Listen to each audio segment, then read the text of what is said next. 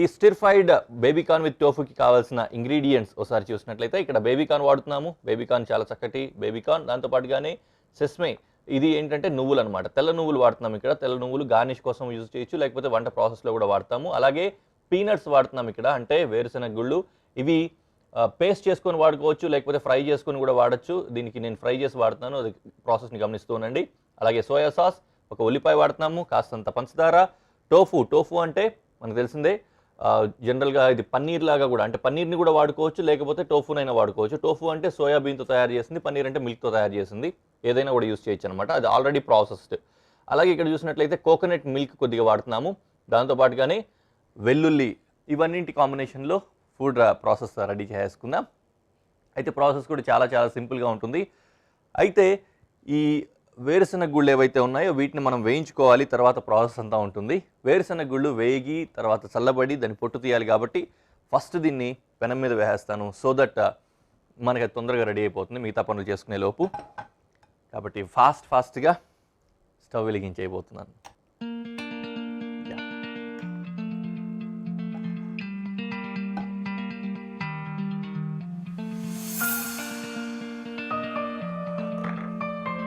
ఇది వేగుతూ ఉంటే మన పని మనం చేసుకుంటూ ఉందాం. మిగతావి కట్ చేసుకోవడాలు కానీ ఇట్లాంటివన్నీ కూడా ఇది కొద్దిగా వేగిన తర్వాత చల్లార్చుకొని పొట్టు తీయాలన్నమాట. దానికోసమని ముందుగా పెట్టేస్తాం దాన్ని. ఆ పని దాన్ని కట్ చేసుకుంటూ ఉంటుంది. ఇంకా మనం కట్ చేసుకోవాల్సింది ఏంటంటే, ఇవి ఇంత పెద్దగా ఉంటే అంత మంచిగా ఉండదు, పైగా లోపల కుక్ అవ్వకపోవచ్చు అనే ఉద్దేశంతో కట్ చేస్తున్నాను. ఏదో ఒకటి డిఫరెంట్గా కట్ చేద్దాం అనుకొని 4 ముక్కలు చేద్దాం అనుకుంటున్నా. సో ఈ విధంగా ఉంటే బాగానే ఉంది. అందులోనూ స్టిర్ ఫ్రైడ్, ఒక రకంగా చెప్పాలంటే చేత్తో అలా తీసుకొని తినేలా ఉంటే బాగుంటుంది, లేకపోతే ఫోర్క్తో అయినా గుచ్చుకునేలా ఉంటే బాగుంటుంది. కాబట్టి ఈ విధంగా కట్ చేస్తున్నా సింపుల్గా.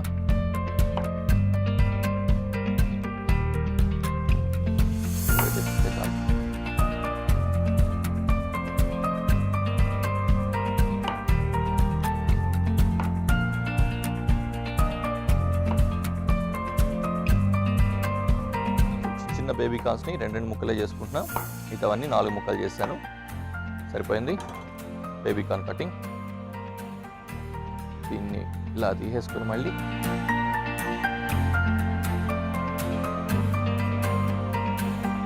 మిగిలిన కట్ చేసుకుని, జస్ట్ సింపుల్ కటింగ్ ప్రాసెస్. అన్ని ముందుగానే ఇక్కడ పెట్టేసుకున్నాను కాబట్టి అలా ఫాస్ట్గా అయిపోతూ ఉంటుంది. మీరైతే ఇట్లా ఫాలో అవుతుండండి.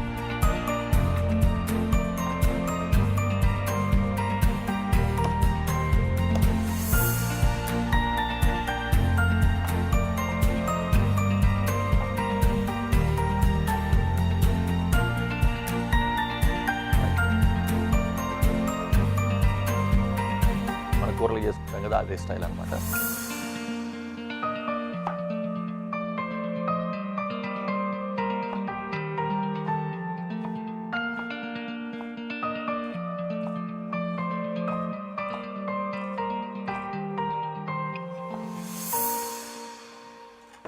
కటింగ్ ప్రాసెస్ అయిపోయింది. ఇంకా వేరుశెనగ గుళ్ళు వేగినట్టుగా అనిపిస్తున్నాయి. కొద్దిగా రావాలి, ఇంకా ఆ పొట్టు ఊడిపోయేంత వరకు రావాలి. వచ్చిన తర్వాత సేమ్ అది కూడా వేడి చేసుకోవాలి. ఎందుకు ఇంకో పాత్ర ఉంది కదా, అది కూడా వేడి చేసేద్దాం ఇక్కడే.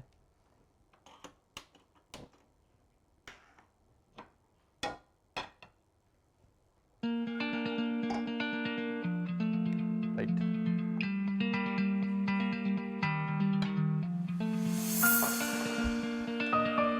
ఇది కూడా ఇట్లా జస్ట్ డ్రై రోస్ట్ చేసుకొని అలా పక్కన పెట్టేసుకుందాం. ఆయిల్ ఏమీ వేయట్లేదు రోస్ట్ చేయడానికి. కొద్దిగా అంత వేగిన తర్వాత ఏంటంటే ఆ టేస్ట్ కొద్దిగా మారుతుంది కదా, నువ్వులు కొద్దిగా వేగిన తర్వాత వేగకముందు, దానికోసం అనమాట.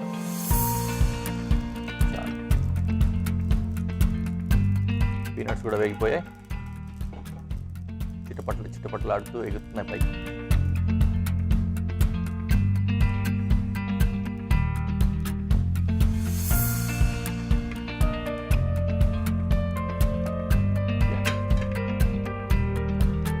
సో వీటిని ఏం చేయాల్సిన అవసరం లేదు, నువ్వుల్ని మాత్రం అలాగే పక్కన పెట్టేసుకుంటాము, తర్వాత వంటలో వాడుకుంటాము. దాంతో పాటుగానే గార్నిషింగ్లో కూడా వాడతాము. నువ్వుల పని అయిపోయింది, ఇలా పక్కన పెట్టుకొని వీటిని మాత్రం కాస్త డ్రై చేసి పొట్టు తీసుకోవాలి. పొట్టు తీసే ప్రాసెస్ అంతా నేను మీకేం చూపించను, నేను తీసి పెట్టేసుకుంటా. సో పనిలో పనిగా మిగిలిన ప్రాసెస్ని స్టార్ట్ చేసుకుందాం. ప్యాన్ సేమ్ ప్యానే మనకు ఓకేగానే ఉంది, దీంట్లో ఆయిల్ గీలేం వేయలేదు కాబట్టి ఇలాగే వాడేసుకుందాం.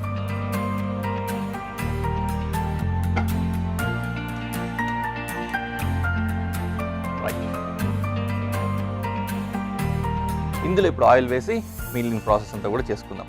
ఏం లేదు, సింపుల్ ఆయిల్ తర్వాత 1 by 1 ఇంగ్రీడియంట్ వేసుకొని మన రెగ్యులర్ వంటల్లాగానే చేసుకోవడమేనమాట. మనం వేపుళ్ళు వాడతాం కదా, వేపుళ్ళు ఏంటి, ఫస్ట్ టైం వేస్తాం, సెకండ్ టైం వేస్తాం, ఈ విధంగా వేసుకుంటూ వెళ్ళిపోతాం. సేమ్ ప్రాసెస్లో ప్యాన్ వేడైపోయింది, ఆల్రెడీ పల్లీలు వేసినప్పుడు వేడైంది కాబట్టి మనం ఎక్కువసేపు పెట్టాల్సిన అవసరం లేదు. వీఆర్ గోయింగ్ 1 by 1 అనమాట. గార్లిక్ పడింది, తర్వాత ఆనియన్ పడుతుంది, తర్వాత ఇంకోటి పడుతుంది, ఇట్లా ప్రాసెస్ కంటిన్యూ.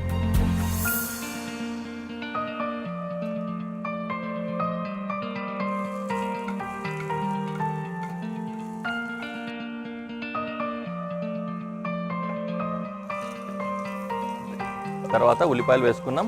ఉల్లిపాయలు కాస్త ట్రాన్స్లూజెంట్గా వచ్చేంత వరకు, అంటే డార్క్ కలర్ పోయి ఆయిల్ అంతా పట్టుతుంది కదా, ఆ కలర్ వచ్చేంత వరకు పెట్టుకోవాలన్నమాట. ఈ లోపు రేఖలన్నీ ఊడిపోతాయి, విడివిడిగా అయిపోయి బాగుంటుంది.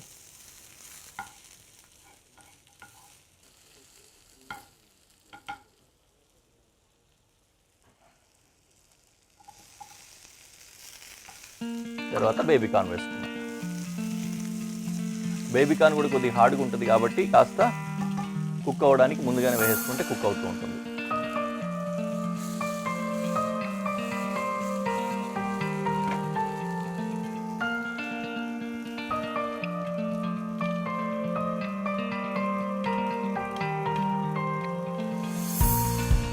ఎనీవే ఇవి మంచిగా ఫ్రై అవుతున్నాయి. ఇవి కాస్త ఫ్రై అయ్యేలోపు వీటిని పొట్టు తీసుకొచ్చి మీకు చూపిస్తాను. ప్రాపర్గా అయిపోయింది. నేను పల్లీలు కూడా పొట్టు తీసుకొచ్చి పెట్టుకున్నాను, చక్కగా ఉన్నాయి. సో తర్వాత ప్రాసెస్ ఏంటంటే ఒకటి మిగిలినవన్నీ కూడా వేసేసుకోవడమే. పల్లీలు వేస్తున్నాను. ఆల్రెడీ ఇవి ప్రాసెస్ అయిపోయాయి కాబట్టి మనకి ఎక్కువసేపు ఏమి అది కుక్ అవ్వాల్సిన అవసరం లేదు, వేయించి పెట్టుకున్నాం కదా, అది సరిపోతుంది. కొన్ని మాత్రం నేను గార్నిషింగ్ ఉంచుకున్నాను. అరే అవి మిగిలిపెట్టుకున్నాడు ఏంటి అనుకోకండి, నేను తినడానికి కాదు, మీరేమి నన్ను అనుమానించక్కర్లేదు. సో నువ్వులు కూడా వేస్తున్నాము. ఇవి కూడా కరకరలాడుతూ బాగుంటాయి అన్నమాట, ఎందుకంటే డ్రై రోస్ట్ చేసుకున్నాం కదా, చాలా చక్కగా ఉంటాయి. ఇవి కూడా బాగానే పడ్డాయి. కొన్ని గార్నిష్ కోసం ఉంచుకున్నాను వీటిని కూడా. ఇది ఒకసారి ఇలా తిప్పేసుకొని కలిసిన తర్వాత సాసెస్ వేసేసుకుందాం. రైట్, నౌ సోయా సాస్ వేస్తున్నాం అండ్ కోకోనట్ మిల్క్. ఇది కాస్త తాగేస్తాం. ఫస్ట్ పంచదార వేసుకుంటున్నాం.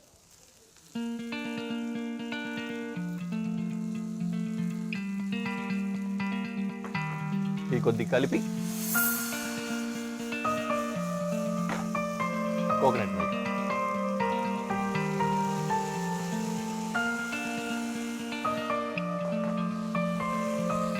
క్రీమ్ కాదది, కోకోనట్ మిల్క్, అది చూసుకోండి, ఎందుకంటే చూడడానికి క్రీమ్ లాగానే ఉంటాయి రెండు కూడా. రెడీమేడ్ కోకోనట్ మిల్క్ కొద్దిగా థిక్గా వస్తుంది అనమాట మనకు. అయిపోయింది. నా బాగా కారం పడుతుంది. పెప్పర్ అండ్ సాల్ట్ మాత్రం చూసి వేసుకోవాలి. రీజన్ ఏంటంటే సోయా సాస్ వేసాం కాబట్టి, సోయా సాస్లో ఉప్పు ఉంటుంది కాబట్టి ఉప్పు కొద్దిగా చూసి వేసుకోండి, తక్కువగా వేసుకోవాల్సి వస్తుంది. పెప్పర్ బాగానే పడుతుంది, ఎందుకంటే మనం ఇప్పటివరకు కారం ఏం వేయలేదు కాబట్టి బాగానే పడుతుంది. ఈ డిష్ కూడా కొద్దిగా స్పైసీ డిష్ అన్నమాట. అయిపోయింది.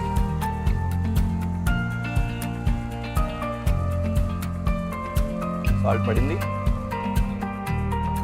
అండ్ లాస్ట్లో టోఫు వేసి దించుకుంటాం. ఆ నల్లగా కనిపిస్తుంది కదా, సోయా సాస్ వేసిన తర్వాత డిష్ మొత్తం కలర్ చేంజ్ అయిపోయింది. దాని గురించి ఏం కంగారు పడకండి. అండ్ మోర్ ఓవర్ ఈ టోఫు లాస్ట్లో వేసుకొని జస్ట్ మిక్స్ చేసి దించేసుకుంటాం. రీజన్ ఏంటంటే టోఫు కానీ పన్నీర్ కానీ ఇవన్నీ కూడా ఆల్రెడీ ప్రాసెస్డే ఉంటాయి, మళ్ళీ వాటిని కొత్తగా కుక్ చేయాల్సిన అవసరం లేదు, రెడీ టు ఈట్ కాబట్టి లాస్ట్లో వేసి దించేసుకోవచ్చు. సో ఎనీవే డిష్ అయితే రెడీ అయిపోయింది. నేను ఒకసారి మంచిగా కలిపేసి ప్రెజెంటేషన్లో పెట్టి మీకు చూపిస్తాను.